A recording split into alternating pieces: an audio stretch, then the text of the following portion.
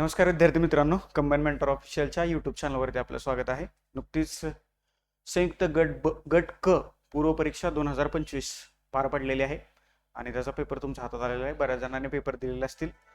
सर्वच लोकांना पेपर चांगला गेला असेलच अशी मला अपेक्षा आहे. सगळ्यात महत्त्वाची गोष्ट म्हणजे आज तुम्ही जिंकलाय, कंबाईन मेंटरची चौकट जिंकली आहे आणि कंबाईन मेंटरची टेस्ट सिरीज जिंकली आहे. का हे तुम्हाला क्वेश्चन पेपर बघितल्यानंतर पहिल्यांदाच लक्षात आलेलं असेल. आपल्या ज्या 11 टेस्ट आहेत त्या 11 टेस्टमधून बहुतांश क्वेश्चन्स तुम्हाला या पेपरमध्ये रिफ्लेक्ट झालेले दिसत आहेत. मी म्हणत नाही डायरेक्ट क्वेश्चन आलेत, इनडायरेक्टली काही डायरेक्टली प्रश्न आलेले आहेत. मागच्या प्रश्नांचं विश्लेषण करत असताना म्हणजे गट ब च्या मी तुम्हाला काही गोष्टी सांगितलेल्या प्रकर्षाने की या गोष्टी करा, या गोष्टी करा. राज्यपालावरती प्रश्न आलेला आहे. मी ओरडून सांगतोय 74वी घटना दुरुस्ती इन डिटेलमध्ये करायची गरज नाही. 74व्या घटना दुरुस्तीच्या अनुषंगानं ज्या 8 अर्बन लोकल बॉडीज आहेत त्याच्याबद्दल करून जावा. आयोगाने इथं प्रश्न विचारलेला आहे. फंडामेंटल राईट्स वरती प्रश्न विचारलेला आहे. अजून एक सगळ्यात महत्त्वाची गोष्ट म्हणजे मी मजाकमध्ये सांगत असतो की आयोग काही प्रश्न असे विचारतं, एक तर त्याचं उत्तर गुगल देऊ शकतं किंवा आयोगच देऊ शकतं. तर असा एक प्रश्न प्रत्येक विषयात असतोच. करंट अफेअर्समध्ये असतो, पॉलिटीमध्ये असतो, हिस्ट्री, जिओग्राफी, इकॉनॉमिक्स सगळ्याच तुम्हाला सब्जेक्टमध्ये असा एक प्रश्न पाहायला मिळतो. तर तसा एक प्रश्न यावर्षी पॉलिटीला विचारलाय. कुठला मी तुम्हाला तो आल्यानंतर सांगतोच.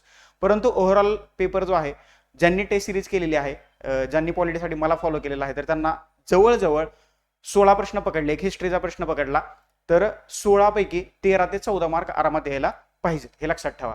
आणि आयोग सगळेजण तुम्ही मेन्सला क्वालिफाय व्हाल. तर आज आपण काय करतोय, पॉलिटीचे जे प्रश्न होते, हिस्ट्रीचा 1 आणि पॉलिटीचे 15 अशा 16 प्रश्नांचं विश्लेषण आज आपण इथे इन डिटेलमध्ये पाहण्याचा प्रयत्न करतोय. त्याच्यामुळे अगदी पहिल्या मिनिटापासून शेवटच्या मिनिटापर्यंत हे लेक्चर व्यवस्थितपणे पहा. याच्या ज्या काही महत्त्वाच्या मी गोष्टी सांगतोय तर त्या नोट डाऊन करण्याचा प्रयत्न करा. थोडंसं फास्ट जाणार आहे कारण आपल्याला कमी वेळात संपवायचं आहे. तर त्याच्यामुळे 1 बाय 1 क्वेश्चनचा आपण या ठिकाणी अनालिसिस करण्याचा प्रयत्न करूया. हा सेट बी आहे, म्हणजे ज्या लोकांकडे सेट बी असेल तर तिथं तुम्हाला 51 पासून पुढं हे पॉलिटीचे प्रश्न पाहायला मिळतात. बाकीचे विश्लेषण सुद्धा आपल्या युट्यूब चॅनलवरती उपलब्ध झालेले आहेत, ते सुद्धा तुम्ही पाहून घ्या आणि तुमचा एकदा स्कोर काढा. आणि स्कोर काढल्यानंतर तुम्ही ऑफिसला येऊन भेटा मेन्सच्या तयारी संबंधी किंवा कॉल मेसेज केला तरी सुद्धा चालेल. पहिला प्रश्न आहे, खालीलपैकी कोणत्या सूचीमध्ये प्रतिबंधात्मक स्थानबद्धतेची तरतूद करण्यात आलेली आहे. आता सगळ्यात महत्त्वाची गोष्ट म्हणजे हा प्रश्न प्रतिबंधात्मक स्थानबद्धतेवरती आलेला आहे, म्हणजे कलम 22 वरती हा प्रश्न त्यांनी विचारलेला आहे. अटक आणि स्थानबद्धतेपासूनच्या संरक्षणाची तरतूद राज्यघटनेच्या कलम 22 मध्ये करण्यात आलेली आहे. म्हणजेच काय, फंडामेंटल राईट्स त्याच्यातलंच हे एक आर्टिकल आहे राज्यघटनेच्या. हे काय सांगायची गरज आहे का, भाग 3 मध्ये कलम 12 ते 35 मध्ये आपल्याला फंडामेंटल राईट्स दिलेले आहेत आणि त्याच्यातलं हे एक महत्वाचं आर्टिकल आहे की ज्याच्यावरती आयोगाने तुम्हाला इथं प्रश्न विचारल्याचं दिसतंय.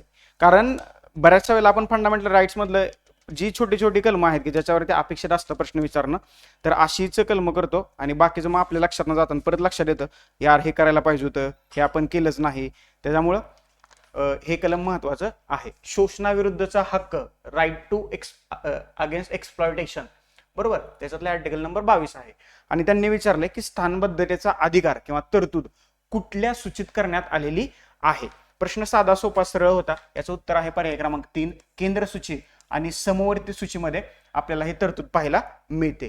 केंद्र सूचीत ज्यावेळेस हा विषय जातो तर ती केंद्राची एक्सक्लुझिव्ह पॉवर आहे आणि ज्यावेळेस हा समवर्ती सूचीत जातो तर law, public and order maintain करण्यासाठी ही प्रतिबंधात्मक स्थानबद्धता केली जाते. आता याचा अर्थ काय, म्हणजेच काय, प्रोव्हिजन ऑफ प्रिव्हेंटिव्ह डिटेन्शन म्हणजे काय की एखाद्या व्यक्तीकडून एखादा गुन्हा होण्याची शक्यता आहे, शक्यता म्हणतोय, म्हणून त्या व्यक्तीला ज्यावेळेस अटक केली जाते तर त्याला प्रिव्हेंटिव्ह डिटेन्शन म्हणतात. जम्मू आणि काश्मीरशी संबंधित हा शब्द प्रयोग तुम्ही बऱ्याच वेळेला ऐकला असेल. तिथले मुख्यमंत्री, माजी मुख्यमंत्री यांना केंद्र सरकार प्रिव्हेंटिव्ह डिटेन्शन मध्ये टाकत असतं आर्टिकल 22 नुसार. आता ही प्रतिबंधात्मक स्थानबद्धतेची तरतूद जी आहे, किती दिवस तुम्हाला ठेवता येतं असं अटकेत, तर 3 महिन्यापेक्षा जास्त ठेवता येत नाही. म्हणजे दर 3 महिन्यांना तुम्हाला ते नव्यानं रिन्यू करायला लागतं आणि मगच तुम्हाला ते ठेवता येतं. म्हणजे जर का तुम्हाला भविष्यात विचारलं की प्रतिबंधात्मक स्थानबद्धतेची जास्तीत जास्त कालमर्यादा किती आहे, तर ती आहे 3 महिने. ते 2 महिन्याचं करायचं चाललं होतं परंतु ती काही झालेली नाही. ज्याने पर्याय क्रमांक 3 उत्तर लिहिलंय तर त्यांना या ठिकाणी मार्क मिळालेला आहे. पुन्हा एकदा हा फंडामेंटल राईट्सशी संबंधित प्रश्न आहे आणि हा कंबाईन मेंटर ऑफिशियलची चौकटीचा भाग आहे, हेही लक्षात ठेवा. आता हे फंडामेंटल राईट्स आपण USA कडून घेतलेत. हे महत्वाचं आहे, हे नोट डाऊन करून ठेवा. म्हणजे राज्यघटनेचे स्रोत जे आहेत त्याच्यापैकी युएसए स्रोत आहे आणि युएसएच्या राज्यघटनेतून आपण हे फंडामेंटल राईट्स घेतलेले आहेत. ओके, समजलं. पर्याय क्रमांक 3 या ठिकाणी या प्रश्नाचं योग्य उत्तर आहे. पुढचा प्रश्न, न्यायालयावरती प्रश्न विचारलाय. उच्च न्यायालयावरती काय म्हणतोय बघू. लक्षद्वीप कोणत्या उच्च न्यायालयाच्या कार्यक्षेत्रात येतं? लक्षद्वीप आपलं युटी आहे, युनियन टेरिटरी आहे. कर्नाटक, मद्रास, ओडिसा आणि केरळ. तर याचं म्हणजे याच्याबद्दल काही डाऊट नसायला पाहिजे. केरळ या उच्च न्यायालयाच्या अंतर्गत हा लक्षद्वीप नावाचा केंद्रशासित प्रदेश येतोय. ओके, भारतात सुरुवातीला मद्रास, बॉम्बे आणि कलकत्ता ही 3 उच्च न्यायालय स्थापन झाली होती 1862 मध्ये. नंतर आग्रा येथे एक उच्च न्यायालय स्थापन झालं, पुन्हा ते अलाहाबादला शिफ्ट झालं, हे लक्षात ठेवा. 4थं भारतातलं उच्च न्यायालय. आणि त्याच्यानंतर म्हैसूर म्हणजेच सध्याचं कर्नाटक हे झालं 1884 मध्ये स्थापन झालं, हे लक्षात ठेवा. ओके, कर्नाटक 1884, हे 1948 ला स्थापन झालेलं दिसतं, हे 1862 ला स्थापन झालेलं दिसतं. आणि केरळ हे उच्च न्यायालय जे आहे तर ते आपल्याला 1956 मध्ये स्थापन झाल्याचं दिसतंय. भविष्यात असा त्यांनी प्रश्न विचारलाय, म्हणजे हा प्रश्न अपेक्षित नव्हता. आपल्याला उच्च न्यायालयावरतीच प्रश्न अपेक्षित होता, परंतु त्यांनी हे कुठल्या हा केंद्रशासित प्रदेश कुठल्या उच्च न्यायालयाच्या अंडर येतो असा त्यांनी प्रश्न विचारलाय. याच पद्धतीनं अजून एक पुढे प्रश्न विचारलाय. म्हणजे ज्यावेळेस आपण उच्च न्यायालय करतो, फक्त उच्च न्यायालयाच्या तरतुदी करून न थांबता उच्च न्यायालय त्याचं खंडपीठ कुठं कुठं आहे, त्याचं मूळ स्थान कुठं आहे आणि त्याच्या अंतर्गत किती राज्य किंवा कोणते केंद्रशासित प्रदेश येतात हे सुद्धा तुम्हाला माहित असायला पाहिजे. पॉलिटी PYQ पल्स या पुस्तकाच्या शेवटी इन्फो चार्ट्स मध्ये ही सगळी माहिती तुम्हाला मी एकत्रितपणे देण्याचा प्रयत्न केलेला आहे. त्याच्यामुळे याचं उत्तर आहे पर्याय क्रमांक 4. उद्या ते भविष्यात विचारतील केरळ या उच्च न्यायालयाची स्थापना कधी झाली? 1956. 1862 मध्ये कुठल्या भारतातल्या 3 उच्च न्यायालयाची स्थापना झाली? तर हे मद्रास, बॉम्बे आणि कलकत्ता. 4थं आग्रा, नंतर ते अलाहाबादला शिफ्ट झालं, मग नंतर म्हैसूर की जे कर्नाटकचं उच्च न्यायालय आहे. समजलं. पर्याय क्रमांक 4 या प्रश्नाचं योग्य उत्तर आहे. राज्यघटनेच्या भाग 5 मध्ये तुम्हाला उच्च न्यायालयाच्या तरतुदी पाहायला मिळतात. ओके, 214 ते 232 या आर्टिकल मध्ये उच्च न्यायालयाची तरतूद आहे. कलम 215 महत्वाचा आहे की प्रत्येक उच्च न्यायालय हे अभिलेख न्यायालय असेल अशी तरतूद कलम 215 मध्ये करण्यात आलेली आहे. ओके, इथपर्यंत ऑल क्लिअर, काही डाऊट नसायला पाहिजे. भाग 5 लक्षात ठेवा. ओके, आणि भाग 6 नॉट 5, भाग 5 मध्ये केंद्र सरकार आहे म्हणजे सर्वोच्च न्यायालय आहे, आणि भाग 6 मध्ये उच्च न्यायालयाची तरतूद आहे. Sorry, it's my mistake.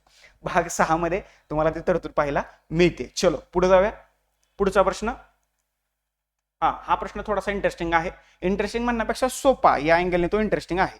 खालीलपैकी कोणतं विधान सत्य नाही? सर्वात महत्वाचं, वारंवार सांगतो तुम्हाला, मी राऊंडअपची PDF देताना अशाच फॉर्मॅटमध्ये दिली आहे, तुम्हाला प्रिडिक्शनची PDF देताना मी अशाच फॉर्मॅटमध्ये दिली. याचं कारण तुम्हाला सांगतो. ज्यावेळेस असे प्रश्न विचारले जातात, सत्य नाही म्हणजेच काय? बरोबर नसलेलं म्हणजेच काय?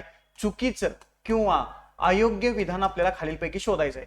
जर का हे वाचताना तुम्ही गडबडला तर संपला विषय. हा प्रश्न सोपा होता त्याच्यामुळे सुटलाय, परंतु जर काही वेगळं काहीतरी असलं असतं तर याच्या उत्तरापर्यंत तुम्ही पोहोचू शकला नसता. ज्यावेळेस पेपर हातात येतो तुम्ही प्रश्न वाचता त्यावेळेला असं सर्कल करत चला, कारण तो तुमचा क्वेश्चन पेपर आहे. फक्त तो शेअर नका करू आणि जास्तच काहीतरी तिथे करत बसू नका, नाहीतर तो गुन्हा होऊ शकतो. बरोबर. तर असं अंडरलाईन किंवा सर्कल केलं तर एवढं चालून जातं. कारण ज्यावेळेस तुम्ही प्रश्न वाचाल तर तुम्ही या शब्दावरती फोकस कराल की वरती आपण काहीतरी अंडरलाईन केलंय आणि त्याच्याप्रमाणे तुम्ही खाली प्रश्न वाचायचा आहे. पहिलं वाक्य वाचा. भारतीय राज्यघटनेच्या अंमलबजावणीची तारीख 26 नोव्हेंबर 1949 आहे. हे बरोबर आहे का? काय वाटतंय? सदसद विवेक बुद्धीला स्मरून हे विधान चुकीचं आहे. 26 नोव्हेंबर 1949 ला आपण भारताचं संविधान काय केलंय? स्वीकारलंय. आणि याची अंमलबजावणी जी आहे तर ती कधी झाली होती? 26 जानेवारी 1950 ला. तो दिवस आपण प्रजासत्ताक दिन म्हणून साजरा करतोय आणि 26 नोव्हेंबर आपण कॉन्स्टिट्यूशन दिन म्हणून साजरा करतोय. कधीपासून? 2015 पासून. याचबरोबर हाच दिवस 26 नोव्हेंबर नॅशनल लॉ डे म्हणूनही सेलिब्रेट केला जातो. हेही लक्षात ठेवा. बरोबर. National law day. 2025च्या संविधान दिनाची थीम काय होती? हमारा संविधान हमारा स्वाभिमान. मी मागच म्हटलं होतं, ज्यावेळेस आयोग डेज अँड डेट वरती प्रश्न विचारतो त्यावेळेस एखादा दिवस कधी साजरा केला जातो, त्याची तारीख कधी, त्या वर्षाची त्या दिवसाची थीम काय आहे आणि कोणाकडून सेलिब्रेट केला जातो एवढाच अभ्यास करायचा. आयोग याच्या बाहेर प्रश्नच विचारत नाही.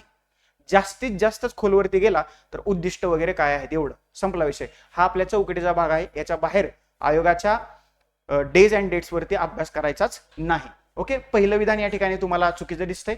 42व्या घटना दुरुस्तीने धर्मनिरपेक्ष, समाजवादी आणि अखंडता हे 3 शब्द जे आहेत भारताच्या संविधानाच्या प्रस्तावनेत ऍड केलेले आहेत. भारताच्या राज्यघटनेच्या उद्देशपत्रिकेत प्रस्तावनेत किंवा प्रियांबलात ही केलेली पहिलीच सुधारणा होती की जी 1976 मध्ये करण्यात आलेली आहे. ओके, याचं कारण काय होतं, 75ची आणीबाणी संपल्यानंतर खूप सारे बदल भारताच्या राज्यघटनेत करण्यात आलेले आहेत. 42व्या घटना दुरुस्तीला म्हणूनच मिनी कॉन्स्टिट्यूशन किंवा लघु राज्यघटना असं म्हटलं जातं. आणि याच घटना दुरुस्तीनं धर्मनिरपेक्ष, समाजवादी आणि अखंडता हे 3 शब्द भारताच्या प्रियांबलमध्ये, उद्देशपत्रिकेमध्ये किंवा प्रस्तावनेमध्ये, 3 शब्दाचा अर्थ एकच आहे, भारताने संविधानाने घटना दुरुस्तीनुसार ऍड केलेले आहेत. त्याच्यामुळं हे विधान बरोबर आहे. आता 1976 साली झाले का आता सांगितले, तर हे विधान बरोबर आहे. सामाजिक, आर्थिक आणि राजकीय न्याय या संकल्पना राज्यघटनेत सोव्हिएत रशियाच्या घटनेतून घेतलेल्या आहेत. याच्याबद्दल तुम्हाला काही डाऊट नसायला पाहिजे. आपण भारताच्या संविधानाची प्रस्तावना काय सांगते की भारतात सामाजिक, आर्थिक आणि राजनैतिक न्याय किंवा जस्टिस प्रस्थापित करायचा आहे.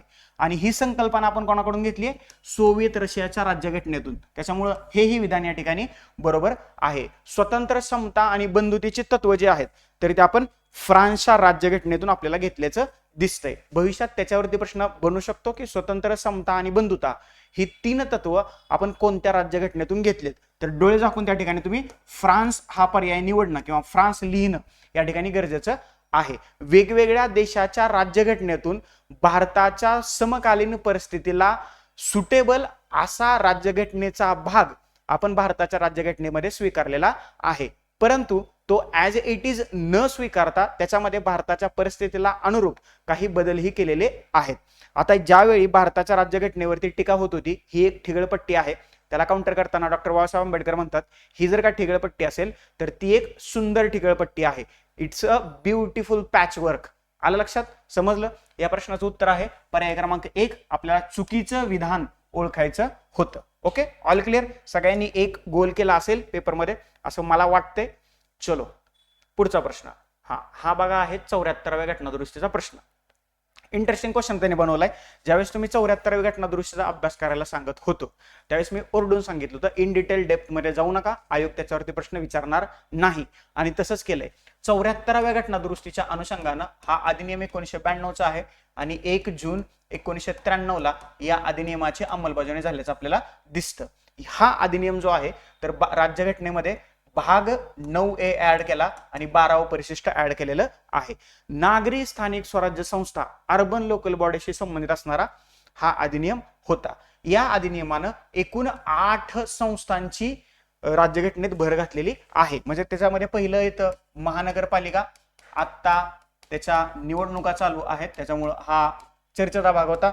दुसरं येतं नगरपालिका, याच्या निवडणुका नुकत्याच पार पडलेल्या आहेत. तिसरं येतं अधिसूचित क्षेत्र, हेही लक्षात ठेवा. अधिसूचित क्षेत्र हे लिहून घ्या बरं, आता सांगतोय. क्षेत्र हे समिती म्हणायला पुढं. चौथं येतं हे आपलं काय नगर क्षेत्र समिती, नगर क्षेत्र समिती ज्याच्यावरती प्रश्न विचारलेला आहे.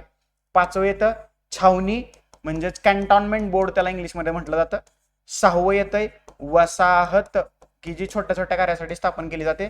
7वं आहे पोर्ट ट्रस्ट म्हणजे जिथं बंदर आहे तिथं बंदर न्यास किंवा पोर्ट ट्रस्ट स्थापन केलं जातं. आणि 8वं आहे विशिष्ट हेतू अभिकरण म्हणजे काहीतरी कारणासाठी स्थापन केलेलं एक अभिकरण किंवा एक संस्था असते. अशा 8 संस्थांचा समावेश या 74व्या घटना दुरुस्तीच्या अंतर्गत करण्यात येतो. आणि त्याच्यातल्या 4थ्या क्षेत्रावरती नगर क्षेत्र समिती, इंग्लिशमध्ये त्याला टाउन एरिया कमिटी असं म्हटलं जातं, त्याच्यावरती त्यांनी प्रश्न विचारलाय. आता ही नगर क्षेत्र समिती असते तर ही नगरपालिकेसारखीच असते, फक्त तिच्यापेक्षा निम्न दर्जाची असते. राज्य विधिमंडळ स्वतंत्र कायद्याने ह्या नगर क्षेत्र समितीची स्थापना करतं. आणि त्यांनी प्रश्न विचारलाय, लहान शहरांच्या प्रशासनासाठी नगर क्षेत्र समिती स्थापन केली जाते, ती डॅश डॅश असू शकते. कशी असू शकते? तर ती पूर्णपणे निवडलेली असू शकते, राज्य सरकारद्वारा पूर्णपणे नामनिर्देशित असू शकते, अंशतः निवडलेली, अंशतः नामनिर्देशित असू शकते. याचं उत्तर आहे पर्याय क्रमांक 4. हे लक्षात ठेवा. पर्याय क्रमांक 4 या प्रश्नाचं उत्तर आहे. एकतर ती पूर्णपणे निवडलेली, याशिवाय राज्य विधिमंडळाद्वारे नामनिर्देशित असू शकते, किंवा मग थोडी निवडलेली आणि थोडी नामनिर्देशित असू शकते. त्याच्यामुळे पर्याय क्रमांक 4 या प्रश्नाचं या ठिकाणी योग्य उत्तर आहे. बरेचसे जण या 2 मध्येच कन्फ्युजन झालेले असतील, किंवा जी लोक या 2 मध्ये कन्फ्युज नाही झाली, तर काही जणांना क मारायचं असेल तर क काय याच्यात उत्तर नव्हतं, त्याच्यामुळे अ आणि ब बऱ्याचशा जणांचं पर्याय क्रमांक 1 उत्तर असेल, परंतु ते चुकीचं आहे. पर्याय क्रमांक 2 या ठिकाणी आपल्या प्रश्नाचं योग्य उत्तर आहे. समजलं इथपर्यंत? काही डाऊट नसायला पाहिजे. 4 ज्यांनी मारले त्यांचं अभिनंदन. चलो पुढे जाऊया. पुढचा प्रश्न, हा एक प्रश्न कशावरती आलाय? ग्रामसभेवरती. 73वी घटना दुरुस्ती लक्षात ठेवा. त्याच्यातला आर्टिकल नंबर 243A ग्रामसभेची तरतूद करतं, आणि पंचायत राज व्यवस्थेवरचा सर्वात खालच्या टप्प्यावरचा हा ग्रामसभा नावाचा विषय आहे. तर त्यांनी प्रश्न विचारलाय, सार्वजनिक निवडणुकीनंतरच्या पहिल्या ग्रामसभेचा अध्यक्ष तद्वतच वित्तीय वर्षातील पहिल्या ग्रामसभेचा अध्यक्ष डॅश डॅश हाच असतो. लॉजिकनी प्रश्न सुटतो. तुम्हाला माहित नाही काय आहे ते. आमदार कधीच नसू शकतो, खासदाराचा काय संबंध नाही. राहिले 2 विषय, सरपंच आणि उपसरपंच. इथं कन्फ्युजन नको आहे. पर्याय क्रमांक 3 या प्रश्नाचं उत्तर आहे. सार्वत्रिक निवडणुका ज्यावेळेस ग्रामपंचायतीच्या पार पडतात, किंवा वित्तीय वर्षातली किंवा आर्थिक वर्षातली पहिली ग्रामसभा असते, त्याचा अध्यक्ष गावाचा सरपंचच असतो. तिथं आमदार, खासदार, उपसरपंच, जिल्हाधिकारी, कोण बाकी यांना काहीही अधिकार नसतात. परंतु इतर ज्या ग्रामसभा असतात, इतर म्हणजे कुठल्या, की वर्षात 4 ग्रामसभा राज्य विधिमंडळाने तुम्हाला घ्यायला सांगितलेल्या आहेत, तर त्या ग्रामसभेचा अध्यक्ष पहिल्यांदा सरपंच असतो. हे लक्षात ठेवा. सरपंच जर का अनुपस्थित असेल तर उपसरपंच असतो, हेही लक्षात ठेवा. आणि जर काही दोघं अनुपस्थित असतील तर जी ग्रामपंचायतीची बॉडी असते, त्या बॉडीतला सर्वात ज्येष्ठ सदस्य या ग्रामसभेचा अध्यक्ष असतो. हे मी कशाच्या बाबतीत सांगतोय? इतर ग्रामसभेच्या बाबतीत. परंतु सार्वत्रिक निवडणुका झाल्यानंतर पहिली ग्रामसभा आणि वित्तीय वर्षातली पहिली ग्रामसभा याचा अध्यक्ष मात्र गावाचा सरपंचच असतो. ओके. PV पाटील समिती, सरपंच लोकातून निवडला जावा, हे मी तुम्हाला सांगितलं होतं. आणि सुधीर ठाकरे समिती लेटेस्ट, त्यांनी सांगितलं की सरपंच लोकनियुक्त असावा. ग्रामपंचायतीच्या महाराष्ट्रातल्या निवडणुका व्हायला लागलेत. ज्यांनी MPSCचा नाद सोडलाय त्यांनी, माझी रिक्वेस्ट आहे, निवडणुकीत उतरा. कारण वातावरण खूप गढूळ झालंय. ते जर का सुधारायचं असेल तर शिकल्या सवरलेल्या लोकांनी इलेक्शनात भाग घेणं गरजेचं आहे. तुम्हाला संविधान माहित आहे, तुम्हाला कायदे माहित आहेत, तुम्हाला कलम माहित आहेत. त्याच्यामुळे घाबरू नका, बिंदासपणे लढा, निवडून याल. ओके. 4 पोरं गावातली चांगली गोळा करा की जे तुमच्या विचारांना मान देणार असतील, तुमचा सन्मान करणार असेल. निवडणूक लढवा, सरपंच व्हा, गाव तरी सुधारेल. ओके. म्हणजे तुमचा मानस होता अधिकारी होऊन महाराष्ट्र सुधारायचा.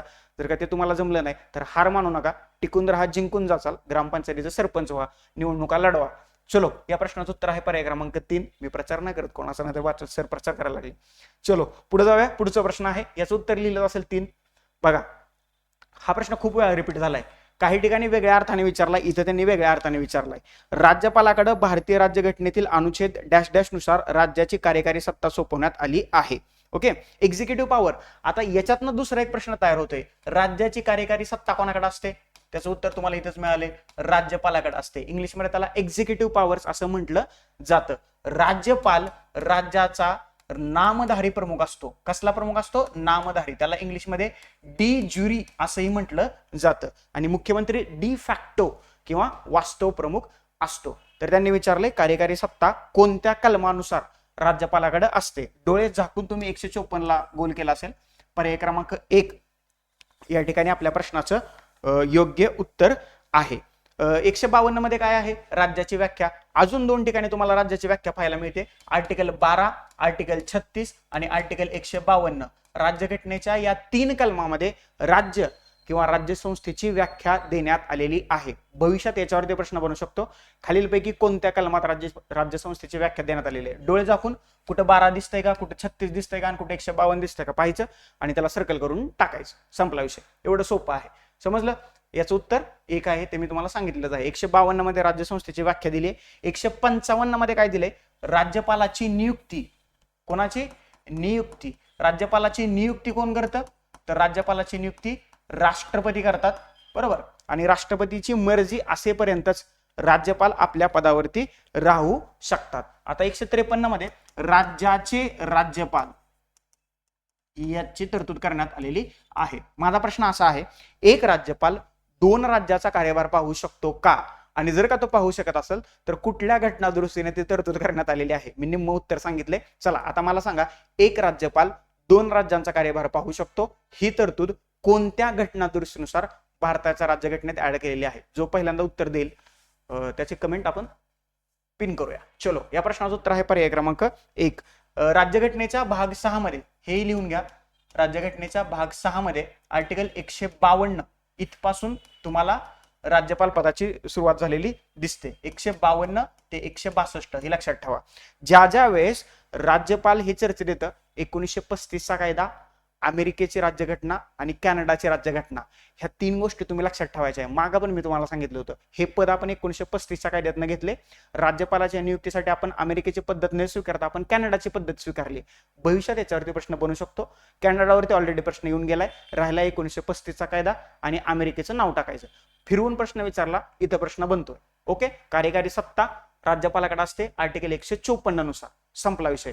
राज्यघटनेच्या भाग 6 मध्ये 152 ते 162 राज्यपालाबद्दलच्या तरतुदी आहेत. हा राज्याचा डी ज्युरी किंवा काय म्हणतो आपण त्याला, नाममात्र प्रमुख असतो. ओके, आणि तिकडे राष्ट्रपती प्रमुख असतो. चलो, पुढचा प्रश्न. पुन्हा एकदा हा चौकटीचा भाग आहे. चौकटीत प्रश्न विचारले ना, मला खूप आनंद होतोय आणि तुमचे प्रश्न बरोबर येतात, याच्यापेक्षा मोठा आनंद काय असू शकतो. चलो पुढे जाऊया. पुढचा प्रश्न काय म्हणतोय बघूया. बघा, खालीलपैकी कोणती जोडी बरोबर जुळत नाही? आता हे लहान पोरग उत्तर सांगालो, ज्याला एमपीएससीचा नाद नाही, म्हणजे ज्याने कधीतरी स्टेट बोर्ड एनसीईआरटी वाचलेले आहेत त्याला माहित आहे. ओके, कोणती जोडी बरोबर जुळत नाही? लक्षात ठेवा, सगळ्यात महत्वाची गोष्ट, आयुष्यात जोड्या जुळवणं खूप गरजेचं आहे. म्हणजे परीक्षेत तर जुळवायलाच पाहिजेत, आणि परीक्षेत जर का जोडी चुकलीच तर एखादा मार्क जाऊ शकतो, परंतु आयुष्यात जर का जोडी जुळवताना चुकली तर मग ते काय शब्दात सांगायचं आहे का? नाही सांगायची गरज, तुम्हाला माहिती आहे. सांग काय आहे, कोणती जोडी बरोबर जुळत नाही असं त्यांनी विचारले. बघा, 4 जोड्या दिलेल्या आहेत. समानतेचा अधिकार, राईट टू इक्वॅलिटी 14 ते 18, याच्याबद्दल काहीच डाऊट नसायला पाहिजे, हे आहे. याच्यातलं आर्टिकल 15 वरती एक मूवी आला होता, पाहिला नसेल तर पाहून घ्या, चांगला चित्रपट आहे. शोषणाविरुद्धचा किंवा राईट अगेन्स्ट एक्सप्लॉयटेशन, आता हा 20 आणि 22 त्यांनी मध्येच घातले, हा 23 आणि 24 मध्ये आहे. 23 आणि 24 मध्ये, त्याच्यामुळं पर्याय क्रमांक 2 आपल्या प्रश्नाचं उत्तर आहे, ते चुकीचं आहे. त्याच्यानंतर धार्मिक स्वातंत्र्य अधिकार 25 ते 28 मध्ये आहे. सांस्कृतिक आणि शैक्षणिक अधिकार, कल्चरल अँड एज्युकेशनल राईट्स तुम्हाला 29 आणि 30 मध्ये पाहायला मिळतात. राज्यघटनेच्या मगाशी सांगितले भाग 3 मध्ये कलम 12 ते 35 मध्ये हे फंडामेंटल राईट्स तुम्हाला पाहायला मिळतात. फंडामेंटल राईट्स वरती हा दुसरा प्रश्न आहे. कलम 22 वरती एक प्रश्न आलाय, प्रतिबंधात्मक स्थानबद्धता, आणि हा फंडामेंटल राईट्स वरती प्रश्न आलेला आहे. फंडामेंटल राईट्स महत्वाचे आहेत, प्रीसाठी तर आहेतच आहेत, मेनसाठी याच्या बाहेर अभ्यास करणं गरजेचं आहे. ओके, आणि हे आपण युएसएच्या राज्यघटनेतून घेतलेले आहे. इथपर्यंत ऑल क्लिअर, संपला विषय. हे बरोबर आहे, हे बरोबर आहे, एक चुकलंय. सगळ्यात महत्वाचा एक फंडामेंटल राईट्स आहे, तो म्हणजे कलम 32 नुसार घटनात्मक उपाययोजनेचा हक्क. डॉक्टर बाबासाहेब आंबेडकर या मूलभूत हक्काला मूलभूत हक्कांचा मूलभूत हक्क म्हणतात, कारण आपल्या मूलभूत हक्कांचं संरक्षण संवर्धन करण्याचा अधिकार राज्यघटनेनं सुप्रीम कोर्टाला दिलाय. आणि जर का तुमच्या मूलभूत हक्कांचं उल्लंघन झालं तर कलम 32 नुसार तुम्हाला थेट या सर्वोच्च न्यायालयात जाता येतं, आणि कलम 226 नुसार तुम्हाला उच्च न्यायालयात जाता येतं. त्याच्यामुळे आर्टिकल 32 यानुसार 5 रीट्स काढल्या जातात. रीट्स वरती अजून प्रीला प्रश्न विचारलेला नाही, भविष्यात विचारू शकतो, आणि तुमचे मूलभूत हक्क तुम्हाला नंतर परत मिळवून दिले जातात. त्याच्यामुळं डॉक्टर बाबासाहेब आंबेडकरांनी या आर्टिकल 32 ला मूलभूत हक्कांचा मूलभूत हक्क असं म्हटलेलं आपल्याला पाहायला मिळतंय. समजलं? पर्याय क्रमांक 2 या ठिकाणी आपल्या प्रश्नाचं उत्तर आहे. पुढचा प्रश्न, पोलीस पाटील. आता अपेक्षित नव्हतं की आयोग पोलीस पाटलावरती प्रश्न विचारेल, तर विचारलाय, पण लय काय अवघड विचारलाय असंही काय नाही, कारण हा एकदा प्रश्न आयोगाने कुठेतरी मागे विचारलेला होता, तो रिपीट केला असं आपण म्हणू शकतो. पोलीस पाटलांची नेमणूक करण्याचे अधिकार कोणाला आहेत किंवा कोणास आहेत? इथं उत्तर देण्यासारखं आहे. पालकमंत्री करणार नाही, तहसीलदार पण काय करणार नाही, जिल्हाधिकारी आणि हा उपजिल्हाधिकारी. म्हणजे राज्य सरकार सांगतं कोणाला? जिल्हाधिकाऱ्याला, किंवा जिल्हा अधिकाऱ्यानं जर का उपजिल्हाधिकाऱ्याला सांगितलं तर उपजिल्हाधिकारी, परंतु पहिल्यांदा कोण आहे तर जिल्हाधिकारी. म्हणजेच काय, पोलीस पाटलांची नेमणूक करण्याचा अधिकार जिल्हाधिकाऱ्यांना दिलेला आहे. महाराष्ट्र ग्राम पोलीस अधिनियम 1967 हा कायदा लक्षात ठेवा. ओके, इथे लिहू का थोडं, महाराष्ट्र ग्राम पोलीस अधिनियम कधीचा आहे हो, 1967चा. या 1967च्या अधिनियमानुसार राज्य सरकारनं पोलीस पाटलाची नेमणूक करण्याचा अधिकार जिल्हाधिकाऱ्यांना दिलेला आपल्याला दिसतो. आणि जिल्हाधिकाऱ्याला काहीतरी काम असेल, आता निवडणुकीचे काम आहे जिल्हाधिकाऱ्याला, आणि तिने जर का सांगितलं या उपजिल्हाधिकाऱ्याला बाबा तू कर, तर मग उपजिल्हाधिकारी. परंतु पहिल्यांदा उत्तर काय आहे, पर्याय क्रमांक 3 या ठिकाणी आपल्या प्रश्नाचं योग्य उत्तर आहे. जर का तुम्हाला तुमच्या गावाचं पोलीस पाटील व्हायचं असेल तर तुमचं कमीत कमी वय 25 वर्ष असावं आणि जास्तीत जास्त 45 वर्ष असावं. याच्या दरम्यान ज्यांचं वय आहे त्यांना पोलीस पाटील होता येतं. अजून एक क्रायटेरिया आहे, कमीत कमी तुम्ही 10वी पास असायला पाहिजे. आता सगळे लोक 10वी पास आहेतच आहेत, तर तुम्ही पोलीस पाटील होऊ शकता. अगोदर हे पद वंश परंपरेने यायचं, म्हणजे आमच्या गावात तसंच होतं. म्हणजे सपोज एक माणूस झाला, त्याचं निधन झालं की त्याचा मुलगा, त्याचं निधन झालं की त्याचा मुलगा, असं वंश परंपरेनं होतं. परंतु आता ही वंश परंपरा संपलेली आहे. बरोबर, काही काही गावातले पोलीस पाटील खरंच खूप छान आहेत. म्हणजे आमच्या गावातले पोलीस पाटील बेस्ट माणूस आहे. म्हणजेच काय असतं, गावातला लॉ आणि ऑर्डर मेंटेन करण्याची जबाबदारी या पोलीस पाटलांवरती असते, हे लक्षात ठेवा. बरोबर, म्हणजे गावात काय भांडणं झाली तर ते सोडवायला जावं. म्हणजे अगोदर आत्ता जरा थोडंसं वातावरण वेगळं झालंय, म्हणजे 2000च्या अगोदर वगैरे म्हणजे पोलीस पाटलांचा दबदबा, दरारा आणि आदर होता. म्हणजे लोक त्यांना भेटत जायचे की असं असं एक समस्या आहे. त्यावेळेस पोलिसांची संख्या, म्हणजे ग्रामीण भागात पोलिसांची एवढी काही हे नव्हती. त्यावेळेस पोलीस पाटलांचा दबदबा होता, दरारा होता आणि त्यांचा आदरही होता, लोक त्यांचं ऐकायचे. पण आता परिस्थिती थोडीशी वेगळी आहे. आता आपण पोलिसांचं ऐकत नाही, पोलीस पाटलांचं कधी ऐकायचं. तरी सुद्धा काही लोक खूप चांगलं काम करतात. लॉकडाऊन मध्ये हे मी माझ्या गावात पाहिले, तुम्ही तुमच्या गावात पाहिलं असेल. 10वी पास पाहिजे आणि याची नियुक्ती जिल्हाधिकारी करतात. कायदा कोणता, महाराष्ट्र ग्राम पोलीस अधिनियम 1967 या कायद्यानुसार याची नियुक्ती होते. 10वी पास पाहिजे, कमीत कमी वय 25, जास्तीत जास्त 45. याचा पगार आत्ता वाढवलाय, त्याचा पगार वाढवून किती गेलाय कमेंट बॉक्समध्ये सांगा. कारण तुम्हाला माहित आहे पगाराचं, तुम्हाला चांगलं माहित असतं, तरी कमेंट बॉक्समध्ये सांगायचं आहे किती पगार वाढवलाय. ओके, तलाट्याचं नाव बदललंय मला खाली सांगा, आणि ग्रामसेवकाचं नाव बदललंय तेही मला सांगा, कोतवालाचं नाव बदललंय तेही मला सांगा. याच्यावरती भविष्यात प्रश्न बनू शकतो. प्रेडिक्शन तुम्हाला सांगतोय, त्याच्यावरती काम करणं तुमची जबाबदारी आहे. ओके, मेंटरचं काम काय असतं, वाट दाखवणं. त्या वाटेवरती उड्या मारत चालायचं आहे की पळत चालायचं आहे हे तुमची जबाबदारी आहे. परंतु या वाटेवरती जिथं जिथं अडथळा येईल तिथं तिथं कंबाईन मेंटर तुमच्या पाठीमागं अगदी पाय रोवून उभा, हे लक्षात ठेवा. त्याच्यामुळे कुठलाही डाऊट असू द्या, काही अभ्यासात नडू द्या, बी फ्रँकली फोन मेसेज करा किंवा ऑफिसला येऊन भेटा. तुमचे डाऊट सोडवण्यासाठी आम्ही हजर आहोत. चलो पुढे जाऊया. पुढचा प्रश्न बघा, सर्वोच्च उच्च न्यायालयावरचा हा दुसरा प्रश्न आहे. काय म्हणतोय बघूया. काय बघा प्रश्न, खालीलपैकी कोणत्या उच्च न्यायालयात सर्वाधिक खंडपीठे आहेत. खंडपीठ म्हणजे काय की उच्च न्यायालय आणि इतर ठिकाणी त्यांचं सब कोर्ट असतं, त्याला आपण खंडपीठ म्हणतो. ओके, तर उच्च न्यायालयात सर्वाधिक खंडपीठ कोणत्या उच्च न्यायालयाचे आहेत, तर याचं उत्तर आहे बॉम्बे उच्च न्यायालय. म्हणजेच आपलं महाराष्ट्राचं उच्च न्यायालय 1862 मध्ये ही जी 3 उच्च न्यायालय स्थापन झाली होती त्याच्यापैकी एक न्यायालय आहे. छत्रपती संभाजीनगर, नागपूर आणि पणजी या 3 ठिकाणी तुम्हाला हे उच्च न्यायालय असल्याचं, खंडपीठ असल्याचं दिसतं. जर का इथं आसाम नाव असलं असतं ना, आसाम, हा प्रश्न कॅन्सल झाला असता. कारण आसामची पण 3 खंडपीठ आहेत, त्याच्यामध्ये कोहिमा, आयझॉल आणि इटानगर ही 3 केंद्रशासित प्रदेश तुम्हाला पाहायला मिळतात. ओके, आलं लक्षात, समजलं, इथपर्यंत काही डाऊट नसायला पाहिजे.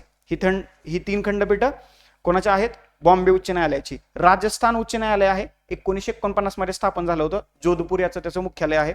अलाहाबाद 1866 ला भारतातलं 3रं उच्च न्यायालय, जे आग्र्याला स्थापन झालं होतं, पुन्हा ते अलाहाबादला शिफ्ट झालेलं आहे. त्याच्यानंतर आहे मध्य प्रदेश उच्च न्यायालय, 1956 ला स्थापन झालं होतं.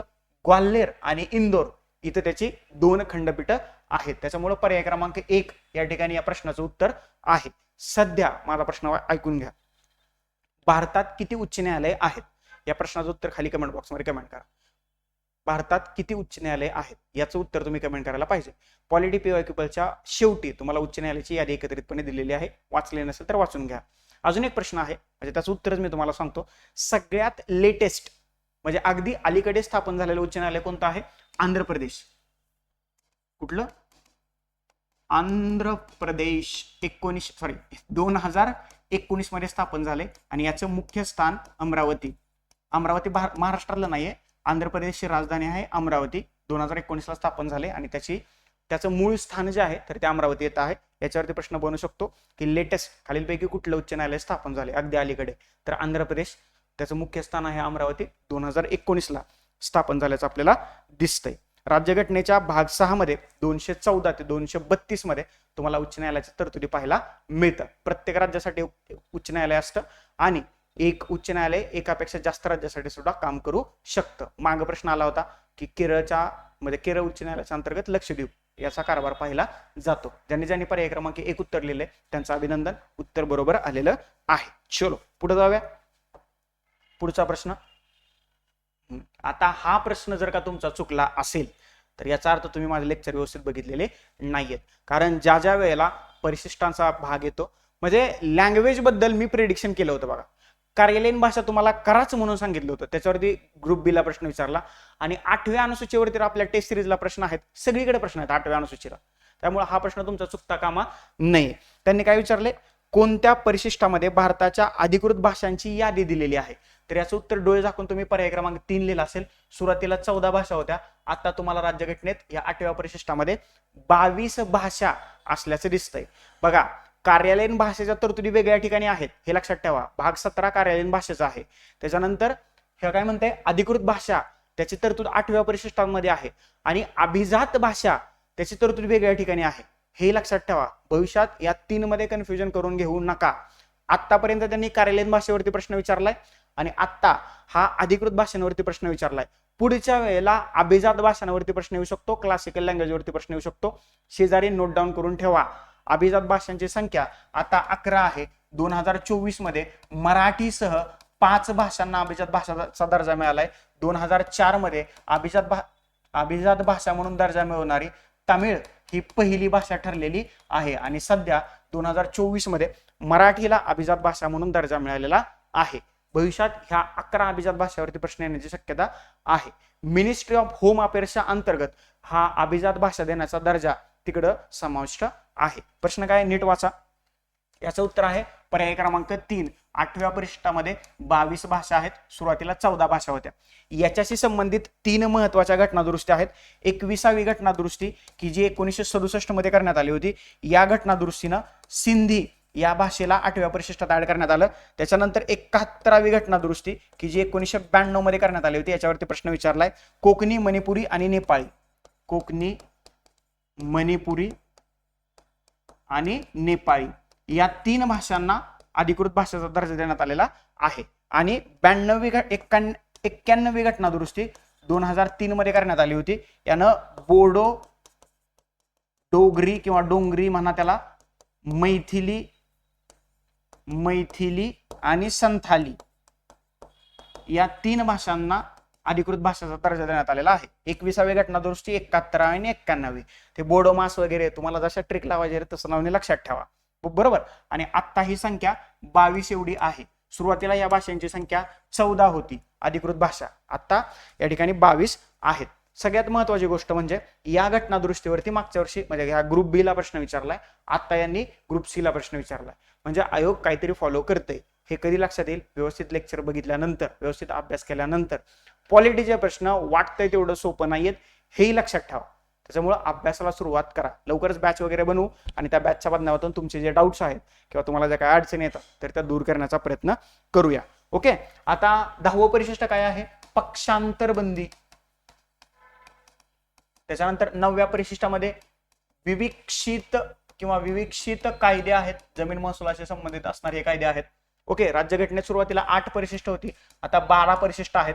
11वं परिशिष्ट काय म्हणतो त्याला आपण, लोकल गव्हर्नमेंटशी संबंधित आहे. 12वं परिशिष्ट अर्बन लोकल गव्हर्नमेंटशी संबंधित असणारं परिशिष्ट आहे. सुरुवातीला 8, आता 12 परिशिष्ट. ओके, काय ते टीयर्स ऑफ ओल्ड पीएम ही एक ट्रिक आहे, ही यूपीएससी पोरं वापरतात, तुम्ही वापरून बघा. तर टीयर्स ऑफ ओल्ड पीएम म्हणजे टी फॉर टेरिटरी असं तुम्ही लक्षात ठेवायचं आहे इंग्लिश मधून. जर का नसेल राहत तर सोडून द्या, जसं मराठीत लक्षात राहते तसं ठेवायचा प्रयत्न करायचा आहे. 12 परिशिष्ट. त्याच्यातल्या 8व्या परिशिष्टावरती 5व्या परिशिष्टामध्ये एसटीचं क्षेत्र आणि एसटी प्रशासनासंबंधीची तरतूद कितव्या, ह्या 5व्या परिशिष्टामध्ये करण्यात आलेली आहे. 6व्या परिशिष्टामध्ये 4 राज्य आहेत, त्या 4 राज्याची नावं खाली कमेंट बॉक्समध्ये कमेंट करा. बघू किती जणांना माहित आहे, कारण हे खूप वेळा सांगितले तुम्हाला की हे करा हे करा, याच्यावरती प्रश्न अपेक्षित आहे, आयोग विचारते, आयोग परिशिष्टावरती प्रश्न विचारला 12च परिशिष्ट आहेत, त्याच्यामध्ये जास्त ताण घ्यायचीच काही गरज नाही आणि थोडी थोडी माहिती आहे. पॉलिटी PYQ पल्स या पुस्तकाच्या शेवटी मी तुम्हाला परिशिष्टातल्या तरतुदी आणि त्या परिशिष्टाशी संबंधित असणारे राज्यघटनेची कलम एकत्रितपणे दिले, तिथनं प्रश्न आला. आणि घटनादुरुस्त्या सुद्धा दिल्यात, या 3 घटनादुरुस्त्या. बरोबर. आता नोट डाऊन करा, मी सांगतोय. ज्यावेळेस तुम्ही भाषेचा अभ्यास करता 3 गोष्टी करायच्यात. एक, 8वं परिशिष्ट तुम्हाला करायचं आहे, त्याच्याशी संबंधित घटनादुरुस्त्या आणि भाषांची संख्या. 2, तुम्हाला कार्यालयीन भाषा करायच्या आहेत राज्यघटनेतल्या भाग 17 मधल्या, त्याच्यात जी तरतुदी आहेत, ओके, 342 ते 351 पर्यंत ह्या तरतुदी तुम्हाला करायच्या आहेत. आणि त्याच्यानंतर अभिजात भाषा किंवा इंग्लिशमध्ये त्याला क्लासिकल लँग्वेज म्हणतात, किती आहेत, मराठीला कधी दर्जा मिळाला, त्याचा दर्जा मिळवण्यासाठीचा क्रायटेरिया काय आहे, पहिली अभिजात भाषा कोणती, एवढं करून ठेवा, भविष्यात याच्यावरती प्रश्न विचारला जाऊ शकतो. ओके, समजलं. भाषेला याच्या पलीकडे काहीच करू नका. ओके, पुढे जाऊया. इथपर्यंत आता तुम्हाला समजलं असेल. पुढचा प्रश्न, केंद्र सरकारनं 44व्या घटनादुरुस्तीच्या अनुषंगानं हा प्रश्न विचारलाय. काय प्रश्न, केंद्र सरकारनं 44व्या घटनादुरुस्तीद्वारे डॅश डॅश संविधानाच्या 3ऱ्या भागातून म्हणजेच मूलभूत हक्काच्या यादीतून वगळले. काय वगळले असं त्यांनी विचारलंय. 44व्या घटनादुरुस्ती 1978 मध्ये करण्यात आली होती आणि या घटनादुरुस्तीनं संपत्तीचा हक्क म्हणजेच राईट टू प्रॉपर्टी हा तुमच्या मूलभूत हक्कांच्या यादीतून वगळलेला आहे. आता राज्यघटनेच्या भाग 12 मध्ये कलम 300A नुसार तो तुमचा कायदेशीर हक्क आहे. म्हणजेच काय, याच्यावरती भविष्यात प्रश्न विचारला जाऊ शकतो. राज्यघटनेच्या भाग 3च्या बाहेर असणारे मूलभूत हक्क किंवा कायदेशीर हक्क कोणते, तर कलम 300A, कलम 326 हे तुम्हाला माहीतच असायला पाहिजेत. 326, 335 हे लक्षात ठेवा. 326 नुसार तुम्हाला मतदान करण्याचा हक्क दिलाय, तो तुम्हाला कायद्याने दिलाय. कलम 300A नुसार तुम्हाला संपत्ती मिळवण्याचा अधिकार दिलाय, तो कायद्याने दिलाय. आता तो तुमचा मूलभूत हक्क नाही. याच घटनादुरुस्तीनं म्हणजेच कितव्या, 44व्या घटनादुरुस्तीनं तो हक्क मूलभूत हक्कांच्या यादीतून वगळून तो आता कायदेशीर हक्क केलेला आहे. राज्यघटनेच्या भाग 12 मध्ये तुम्हाला केंद्र राज्य वित्तीय संबंध किंवा सेंट्रल स्टेट फायनान्शियल रिलेशन पाहायला मिळतात आणि भाग 11 मध्ये प्रशासकीय आणि कायदेशीर संबंध पाहायला मिळतात. समजलं. या प्रश्नाचं उत्तर पर्याय क्रमांक 3. म्हणजे याच्यात लॉजिक लावण्यासारखं काय नव्हतं. समतेचा हक्क आहे, स्वातंत्र्याचा हक्क आहे, धार्मिक स्वातंत्र्य तुम्हाला मिळते. राहिला कुठला, संपत्तीचा हक्क. हे कलम 300A नोट डाऊन करून ठेवा. राज्यघटनेच्या भाग 12 मध्ये तो तुमचा आता लिगल किंवा कायदेशीर राईट झालेला आहे. पर्याय क्रमांक 3 सर्वांनीच लिहिला असेल, त्याच्याबद्दल मला डाऊट नाही. चलो पुढे जाऊया. पुढचा प्रश्न, केंद्र राज्य समवर्ती सूचीला संधी प्रकाश क्षेत्र ट्विलाइट झोन असं कोण संबोधतात. मी म्हटलं ना तुम्हाला, काही प्रश्नाचं उत्तर गुगल देऊ शकतो. जर का तुमचा PSR ऑप्शनल असेल, ओके, पॉलिटिकल सायन्स आणि इंटरनॅशनल रिलेशन, तर तुम्हाला या प्रश्नाचं उत्तर येऊ शकलं असतं. MV पायली, ओके, संधी प्रकाश क्षेत्र ट्विलाइट झोन असं कोणी वर्णन केलंय, तर MV पायली हे भारतीय शिक्षण तज्ञ आहेत. त्यांचं असं मत आहे. याला का त्यांनी असं ट्विलाइट झोन म्हटलं, म्हणजे 2 क्षेत्रामध्ये संघर्ष न होऊ देणारा. म्हणजे एका बाजूला आहे केंद्र सूची, एका बाजूला आहे राज्य सूची. म्हणजे केंद्रानं जर का राज्य सूचीतल्या विषयावरती कायदा केला तर क्लॅश निर्माण होऊ शकतो, किंवा राज्यांनी जर का केंद्रातल्या विषयावरती कायदा केला तर क्लॅश निर्माण होऊ शकतो. परंतु या समवर्ती सूचीबद्दल कोणी कायदे करू शकतं, म्हणून याला संधी प्रकाश क्षेत्र म्हणजे ट्विलाइट झोन दोघांनाही कायदे करण्याचा अधिकार आहे. म्हणून MV पायली पर्याय क्रमांक 2 या प्रश्नाचं उत्तर आहे. यांनी ह्या समवर्ती सूचीला संधी प्रकाश क्षेत्र असं त्याचं वर्णन केलेलं आहे. राज्यघटनेच्या भाग 7 मध्ये मगाशी सांगितले तुम्हाला केंद्र राज्य संबंधाचं विभाजन त्या ठिकाणी पाहायला मिळतं. त्याच्यामध्ये त्यांनी एकूण 3 सूच्या दिलेल्या आहेत. केंद्र सूची, राज्य सूची आणि समवर्ती सूची. केंद्र सूचीत आता 97 विषय आहेत, राज्य सूचीत 66 विषय आहेत आणि समवर्ती सूचीत 47 विषय आहेत. विषयावरती प्रश्न विचारला जाऊ शकतो. अजून एक, राज्यघटनेच्या भाग 7 मध्ये, परिशिष्ट 7 मध्ये, सॉरी थोडस फास्ट मध्ये, परिशिष्ट 7 मध्ये तुम्हाला केंद्र आणि राज्यांच्या अधिकाराची विभागणी पाहायला मिळते. त्याच्यामध्ये तुम्हाला केंद्र सूची आहे पहिली, दुसरी आहे राज्य आणि तिसरी आहे समवर्ती. ओके, इंग्लिशमध्ये सेंट्रल स्टेट आणि कंकरंट लिस्ट. केंद्र सूचीत 97 विषय आहेत, राज्य सूचीत 66 विषय आहेत, समवर्ती सूचीत 47 विषय आहेत. याचबरोबर राज्यघटनेच्या कलम 246 मध्ये केंद्र आणि राज्यानं करावयाच्या कायद्यांच्या विषयांची यादी 246 मध्ये दिली आहे, हे लक्षात ठेवा. म्हणजे परिशिष्ट 7 संबंधी जर का कुठलं कलम आहे असं विचारलं तर 246 आहे. ओके. किंवा असंही ते विचारतील खालीलपैकी कुठल्या अनुच्छेदात केंद्र आणि राज्याने करावयाच्या कायद्यांच्या विषयांची यादी नमूद केलेली आहे 246 मध्ये. समजलं. त्याच्यातले याद्या मी तुम्हाला सगळ्या सांगितल्यात, कुठल्या सूचित किती विषय आहेत हे सुद्धा तुम्हाला सांगितलेलं आहे. आयोगाने या 7व्या परिशिष्टावरती वारंवार प्रश्न विचारलाय, वारंवार म्हणण्यापेक्षा खूपच वारंवार विचारलाय, त्याच्यामुळे ते व्यवस्थित करून घेणं अपेक्षित आहे. ओके. म्हणजे बघा, या परिशिष्ट 7 वरती ते विचारलं प्रतिबंधक स्थानबद्धता कुठे येते, नंतर हे ट्विलाइट झोन विचारलं, हे मग 2 प्रश्न आलेत. फंडामेंटल राईट्स वरती 2 प्रश्न आहेत. म्हणजे मी तुम्हाला सांगतो पुस्तकातल्या म्हणजे पॉलिटी PYQ प्लस पुस्तकातले शेवटचे 4 जरी केले असते 5 मार्क मिळाले असते तुम्हाला. हे एवढं सोपं आहे. त्याच्यामुळे वारंवार सांगतो ते पुस्तक घ्या, वाचा. म्हणजे मी माझ्या फायद्यासाठी नाही म्हणत, तुमच्या फायद्यासाठी पण म्हणतो. म्हणजे तुम्ही पुस्तक घेतल्यानंतर माझा ऑब्विसली फायदा होणारच आहे, कारण ह्या गोष्टी सगळ्या फायदा आणि तोट्याच्या आहेत, हे लक्षात ठेवा. त्याच्यामुळे करा, तुमचा जास्त फायदा आहे. ओके. चलो पुढे जाऊया. म्हणजे काय असेल ते आपलं ते ऑन फेस असतं, मागं पुढं काय करायचं नाही, जे असेल ते तोंडावर. चलो पुढे जाऊया. खालीलपैकी अयोग्य कथन किंवा कथने आपल्याला ओळखायची आहेत. पुन्हा एकदा हा इंटरेस्टिंग प्रश्न आहे. खूप जणांना हा प्रश्न सुटलाय की नाही मला माहित नाही, परंतु फायनल आन्सर केल्यानंतर आपल्याला कळेल. खालीलपैकी अयोग्य कथन किंवा कथने, अयोग्याला सर्कल तुम्ही केलंच असेल, नसेल केलं तर भविष्यात करायला शिका. HV अय्यंगार हे संविधान सभेचे मुख्य आरेखक होते, बरोबर. SN मुखर्जी संविधान सभेचे सचिव होते आणि प्रेम बिहारी नारायण रायजादा हे भारतीय संविधानाचे सुलेखनकार होते. ओके. आता त्यांनी काय केलं, इथं फिरवले बघा. इथं काय फिरवले, या प्रश्नाचं उत्तर आहे पर्याय क्रमांक 1 अ आणि ब ही 2 विधानं चुकीची आहेत. तर HN मुखर्जी हे संविधान सभेचे मुख्य सचिव होते आणि HV अय्यंगार हे मुख्य आरेखक होते आणि HV अय्यंगार हे संविधान सभेचे सचिव होते. वर खाली केले, त्याच्यामुळे हे 2 विधानं चुकीचे आहेत. आणि प्रेम बिहारी नारायण रायजादा हे संविधानाचे सुलेखकार होते. त्यांनी इटालिक, कुठल्या इटालिक म्हणजे असं तिरक, आता मला नाही लिहित असं की तिरक लिहिले, त्याला इटालिक शैली असं म्हणतात. ओके. इटालिक शैलीत त्यांनी भारताची मूळ राज्यघटना लिहिली इंग्लिश भाषेमध्ये. आणि हे यांनी जी राज्यघटना लिहिली होती तर त्याला डिझाईन करण्याचं काम किंवा सुशोभित किंवा अलंकृत करण्याचं काम राम मनोहर सिन्हा यांनी आपल्याला केल्याचं दिसतंय. ओके. समजलं इथपर्यंत.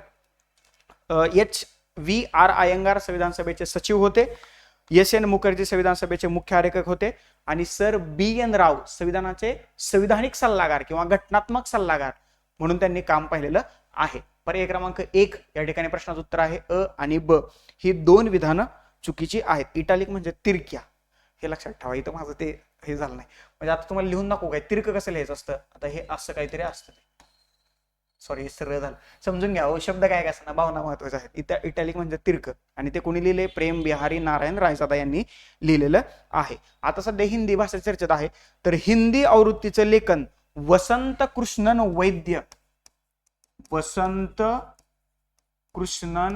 वैद्य यांनी केलेलं आहे. म्हणजे मूळ राज्यघटना जी हिंदीत लिहिण्यात आली होती, ट्रान्सलेट करण्यात आली होती, तर ती वसंत कृष्णन वैद्य यांनी केलेली आहे. राज्यघटनेचं चिन्ह काय होतं, हत्ती होतं, हत्ती, घोडा नव्हतं, हत्ती, हे लक्षात ठेवा. ओके. याच्यावरती भविष्यात प्रेडिक्शन आहे. हत्तीवरती विचारलं झालंय, भविष्यात जर का विचारलं तर लक्षात ठेवा. ओके. हे सगळं समजलं इथपर्यंत. राज्यघटनेच्या घटना निर्मिती प्रक्रियेचा प्रश्न आहे. वारंवार सांगतो, आयोगाचा सर्वात आवडता टॉपिक म्हणजे आयोगाला याच्यावरती प्रेम आले, प्रेम या टॉपिक वरती, घटना निर्मिती प्रक्रियेवरती. कारण एक नाही तर 2 प्रश्न असतातच असतात. छोटासा पार्ट आहे. समित्या करा, घटना निर्मितीची प्रोसेस करा आणि डेट्स करा, याच्या बाहेर प्रश्नच गेला नाही. जर का गेला असेल तर घेऊन माझ्याकडे, एवढंच होतं. घटना निर्मिती प्रक्रियेवरती या 3 टॉपिकवरती आयोगाने वारंवार प्रश्न विचारले. या समितीचा अध्यक्ष कोण, त्या समितीचा अध्यक्ष कोण, एकूण किती समिती आहे, त्या स्थापना काय झाली, काय कधी कुठून स्वीकारलं, संपला विषय. आलं लक्षात. सोपा प्रश्न होता हा. पुढचा आणि हा इंटरेस्टिंग प्रश्न. खालीलपैकी योग्य कथने ओळखा. योग्य आपल्याला ओळखायचंय आणि त्यांनी पर्टिक्युलर राज्य विधिमंडळ म्हटलंय. आता हा प्रश्न का विचारलाय तुम्हाला सांगतो. ओके. बारामतीच्या खासदार सुप्रिया सुळे यांनी राईट टू डिस्कनेक्ट नावाचं बिल संसदेत मांडलंय आणि त्याच्यामुळं प्रायव्हेट विधेयक किंवा खासगी विधेयक हा टॉपिक चर्चेत आहे. फक्त त्यांनी इथं काय टाकले, राज्य विधिमंडळ. हा प्रश्न केंद्राच्या बाजूने सुद्धा ते विचारू शकले असते, परंतु पुन्हा एकदा केंद्र सरकार किंवा संसद आपल्या चौकटीचा भाग नाहीये, सॉरी आयोगाच्या चौकटीचा भाग नाही, त्याच्यामुळे तो आपल्या चौकटीचा भाग नाहीये, त्याच्यामुळे आयोगाने याच्यावर प्रश्न विचारलेला नाही. त्यांनी मुद्दाम कंसात राज्य विधिमंडळ असं मेन्शन केले. राज्य विधिमंडळाच्याच बाजूने हा प्रश्न पाहायचा आहे. सामान्य विधेयक, त्यालाच इंग्लिशमध्ये ऑर्डिनरी बिल्स म्हटलं जातं, मंत्र्याद्वारे किंवा खासगी विधेयकाद्वारे मांडलं जाऊ शकतं. त्याला काहीच डाऊट नाही. मांडतो का मंत्री? मांडतो. खासगी सदस्य मांडू शकतो का? मांडू शकतो. पर्याय अ या ठिकाणी अगदी ऍब्सोल्युटली 101% करेक्ट आहे. त्याच्यानंतर दुसरं जे विधान आहे तर ते धन विधेयकाबाबत असल्याचं आपल्याला दिसतंय. धन विधेयक हे मंत्र्याद्वारे किंवा खासगी सदस्याद्वारे मांडलं जाऊ शकतं. धन विधेयक फक्त मंत्र्याद्वारे मांडलं जाऊ शकतं, नॉट खासगी सदस्याद्वारे. त्याच्यामुळे हे चुकले. आपल्याला बरोबर विधान ओळखायचं होतं. पर्याय क्रमांक 1 या ठिकाणी आपल्या प्रश्नाचं उत्तर आहे. त्यांनी जे राईट टू डिस्कनेक्ट विधेयक मांडले तर ते खासगी विधेयक होतं. आतापर्यंत संसदेत फक्त 3 खासगी विधेयक मंजूर झालेली आहेत. एखादा खासगी सदस्य कोणाला म्हणतात ते सगळ्यात महत्वाचं आहे. म्हणजे जे सत्तेत आहेत परंतु मंत्री नाहीयेत, त्यांनी जर का विधेयक मांडलं ते सुद्धा खासगी विधेयक आहे. जे सत्तेत आहेत आणि मंत्री आहेत त्यांनी जर का विधेयक मांडलं तर ते सरकारी विधेयक किंवा गव्हर्नमेंट बिल म्हणून त्याला ओळखलं जातं. ओके, हा फरक लक्षात ठेवा. जे आमदार किंवा खासदार सत्तेत आहेत किंवा सत्तेत असणाऱ्या पक्षाचे सदस्य आहेत परंतु ते मंत्री नाहीयेत, त्यांनी जर का एखादं बिल मांडलं तर ते खासगी विधेयक असतं. हे महत्वाचं आहे. बरोबर. आता ह्या धन विधेयकाची तरतूद जी आहे, जर का तुम्ही याच्या बाबतीत बघायचं झालं केंद्राच्या बाबतीत, तर 110 मध्ये धन विधेयकाची व्याख्या आहे आणि राज्याचं 199 मध्ये धन विधेयकाची व्याख्या करण्यात आलेली आहे. मंत्री जे मांडतात ते सरकारी विधेयक असतं. आमदार जे मांडतात म्हणजे सत्तेत असणारे आणि नसणारे, म्हणजे सत्ताधारी पक्षाचे असणारे आणि नसणारे, त्याला खासगी विधेयक म्हटलं जातं. असंच सेंटरला सुद्धा लागू होतं. जे सेंटर मधले मंत्रीचे विधेयक मांडतात त्याला सरकारी विधेयक म्हटलं जातं. सत्तेत असणारे आणि सत्तेत नसणारे, सत्ताधारी पक्षातले आणि सत्ताधारी पक्षातले नसणारे खासदार जे विधेयक मांडतात त्याला खासगी विधेयक म्हटलं जातं. सुप्रिया सुळेने जे विधेयक मांडलं होतं राईट टू डिस्कनेक्ट, सध्या खूप चर्चेत आहे. मला असं वाटतंय येणाऱ्या काळात गव्हर्नमेंट ते विधेयक सरकारी विधेयक म्हणून मांडेल आणि ते विधेयक पूर्ण होईल. म्हणजे तुमच्या ऑफिसचा टाइम जर का 10 ते 6 असेल आणि 6 नंतर तुम्हाला तुमच्या बॉसने जर का काम करायला सांगितलं तर तो तुमचा अधिकार नाही. तुम्ही म्हणणार नाही करत जा. हा अधिकार तुम्हाला राईट टू डिस्कनेक्ट या बिलाच्या माध्यमातून मिळू शकतो. भविष्यात हे बिल संसदेत येऊ शकतं कारण ते गरजेचं आहे. काय काय लोक म्हणजे काय काय बॉस अगदी त्या एम्प्लॉयला हॅरॅस करतात, जसं काय त्याला आपण विकतच घेतलंय. ओके, त्याच्यामुळे भविष्यात हा कायदा बनू शकतो. ओके, हा कायदा ते राईट टू लाईफ आर्टिकल 21 संबंधित जोडू पाहत आहेत. कारण तुम्हालाही तुमचं जीवन अगदी व्यवस्थितपणे सन्मानानं शांत समाधानानं जगणं गरजेचं आहे. Right to life. समजलं? या प्रश्नाचं उत्तर या ठिकाणी पर्याय क्रमांक 1 असल्याचं आपल्याला दिसतंय. चलो पुढे जाऊया. हा आला प्युअर पंचायत राजवरचा प्रश्न. बलवंतराय मेहता समिती भारतात पंचायत राज संबंधी स्थापन करण्यात आलेली ही आपण पहिली समिती म्हणतो. म्हणजे 1952चा समूह विकास कार्यक्रम असेल किंवा राष्ट्रीय विस्तार योजना असेल 1953ची, या 2 योजनाच्या कार्याची म्हणजे काय काय केलंय, या योजना अंमलबजावणी कशी झाली आहे, कार्य व्यवस्थित चाललंय का, हे चेक करण्यासाठी जानेवारी 1957 मध्ये, कधी जानेवारी 1957 मध्ये केंद्र सरकारनं बलवंतराय मेहता समितीची स्थापना केलेली होती. आणि मग या समितीनं आपला अहवाल जो आहे तर नोव्हेंबर 1957 मध्ये केंद्र सरकारला सादर केल्याचं आपल्याला दिसतं. आणि त्यांनी काय विचारले, या समितीनं कुठल्या शिफारशी केल्या होत्या, त्याच्यापैकी आपल्याला योग्य शिफारस ओळखायची आहे. पहिली शिफारस बघा काय आहे, ग्रामपंचायत अध्यक्ष निवडून आलेल्या प्रतिनिधीसह स्थापन करावी. ग्रामपंचायत प्रत्यक्ष निवडून आलेल्या प्रतिनिधीसह स्थापन करावी. म्हणजे ग्रामपंचायतीच्या निवडणुका कशा व्हाव्यात, प्रत्यक्ष. या ठिकाणी हेही केलं होतं. पहिलं विधान बरोबर आहे. पंचायत समिती आणि जिल्हा परिषद प्रत्यक्ष निवडून आलेल्या प्रतिनिधीसह स्थापन करावी. तर या ठिकाणी हे मात्र चुकलंय. तर पंचायत समिती आणि जिल्हा परिषद ही प्रत्यक्ष नाहीये, तर ती अप्रत्यक्ष निवडून आलेल्या प्रतिनिधीसह स्थापन करावी अशी शिफारस बलवंतराय मेहता समितीने केली होती. आणि तिसरं विधान, जिल्हाधिकारी जिल्हा परिषदेचे अध्यक्ष असावेत, हे या ठिकाणी बरोबर आहे. तर याचं उत्तर आहे पर्याय क्रमांक 3 अ आणि क या 2 शिफारशी बलवंतराय मेहता समितीने केलेल्या होत्या. सगळ्यात महत्वाची गोष्ट म्हणजे याच बलवंतराय मेहता समितीनं त्रिस्तरीय पंचायत राज व्यवस्थेची शिफारस केलेली होती. जिल्हा परिषद, पंचायत समिती आणि शेवटी ग्रामपंचायत. आणि मग अशोक मेहता आली होती 77ला. अशोक मेहताने असं सांगितलं की त्रिस्तरीय काय कामाचं नाहीये, आपण द्विस्तरीय ठेवूया. परंतु ते काय मंजूर नाही झालं आणि सध्या भारतात त्रिस्तरीय पंचायत राज व्यवस्था तुम्हाला पाहायला मिळते. त्याच्यातलंच 73वी घटना दुरुस्ती आयोगाच्या चौकटीचा भाग आहे, कंबाईन मेंटरच्या चौकटीचा भाग आहे आणि तुमच्या सुद्धा अभ्यासाच्या चौकटीचा भाग असायला पाहिजे. पंचायत राजवरचा हा प्रश्न आहे. पंचायत राजशी संबंधित असणारी ही बलवंतराय मेहता समिती आहे. फक्त पर्याय क्रमांक 3 अ आणि क ही दोन विधानं या ठिकाणी आपल्याला बरोबर असल्याचं या ठिकाणी दिसतंय. चलो, अजून एक प्रश्न आहे की जो हिस्ट्रीचा आहे, परंतु तिथे 1919चा कायदा आलाय म्हणून मी तो प्रश्न पॉलिटीमध्ये घेतलाय. म्हणजे टोटल पॉलिटीचे आपण 16 प्रश्न म्हणूया आणि 16 पैकी तुमचे 16च बरोबर असेल. हा हिस्ट्रीचा प्रश्न आहे. इथं बघा 1919चा कायदा. मी वारंवार सांगतोय, ज्या वेळेस तुम्ही भारतीय घटना निर्मिती प्रक्रियेच्या ऐतिहासिक पार्श्वभूमीचा अभ्यास करता, 1909 मॉर्लेमेंटो, 1919 मॉन्टेग्यू चेम्सफोर्ड, 1935 आणि जास्तीत जास्त 1947चा कायदा, याच्या बाहेर जायचं नाही कायदे करताना. ते सनदी कायदा आणि चार्टर ऍक्ट ते करत बसू नका, त्याच्यावर त्या एक प्रश्न नाही विचारत. या 4 कायदे व्यवस्थित करा. त्याच्यातल्या त्यात हे पहिले 3 9, 19 आणि 35. 1935चा कायदा खूप महत्वाचा आहे, कारण सुभाष कश्यप नावाचे भारतीय राज्यघटनेचे अभ्यासक आहेत. भारताच्या लोकसभेचे सचिव सुद्धा ते राहिलेले आहेत. ओके, संसदेचे सचिव सुद्धा ते राहिलेले आहेत. तर त्यांचं मत असं आहे किंवा त्यांनी असं म्हटलंय की 1935चा 75% जास्त भाग राज्यघटनेने स्वीकारला आणि म्हणून अशी टीका केली जाते, भारतीय राज्यघटना दुसरं तिसरं काही नसून 1935च्या कायद्याची कॉपी पेस्ट आहे. ओके, अशी टीका केली जाते. टीका करणारे काही करू शकतात. चलो पुढे जाऊया. प्रश्न काय म्हणतोय बघा, 1919च्या कायद्यातील त्रुटींची चौकशी करण्यासाठी कोणती कमिटी नियुक्त करण्यात आली? बरोबर. आता 1919चा कायदा जो आहे तर त्याला मॉन्टेग्यू चेम्सफोर्ड कायदा असं म्हटलं जातं. मॉन्टेग्यू चेम्सफोर्ड रिफॉर्म ऍक्ट, सुधारणा कायदा असं त्याला म्हणतात. आता मॉन्टेग्यू भारत मंत्री होता आणि चेम्सफोर्ड हा व्हाईसरॉय होता.